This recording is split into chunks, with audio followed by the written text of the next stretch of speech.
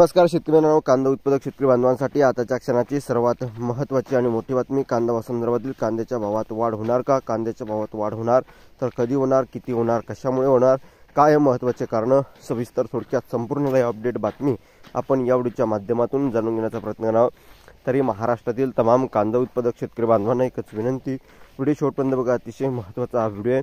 पुढे जर आवडला तर नक्कीच लाईक करा, सांगा चॅनल तुम्ही नसाल तर हवामान आपल्या यूट्यूब चॅनलला नक्की सबस्क्राइब करून जसं आपल्या म्हणजे घंटा नका।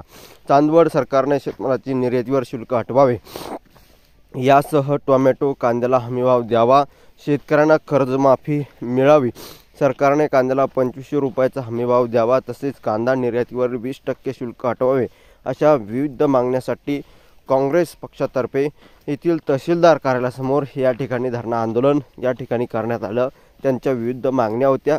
टोमॅटो कांद्याला हमीभाव द्यावा, शेतकऱ्यांना कर्जमाफी मिळावी, सरकारने कांद्याला 2500 रुपयाचा हमीभाव द्यावा, तसेच कांदा निर्यातीवरील 20% शुल्क हटवावे आणि या ठिकाणी निर्यात शुल्क हटवावे या ठिकाणी आधी मागण्यासह या ठिकाणी शेतकरी बांधवांनी या ठिकाणी व काँग्रेस पक्षाने या ठिकाणी तहसीलदार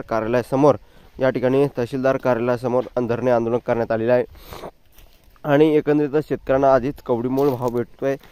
या ठिकाणी निर्यात शुल्क, निर्यात मूल्य, निर्यात बंदी आदी अनेक कारणे हे सरकार करत असतं आणि एकंदरीतच निवडणुकीच्या काळामध्ये या ठिकाणी ते सांगतं की आम्ही केलं ते केलं, परंतु आधी काय केलेलं असतं ते सर्वांना तर माहितीच असतं।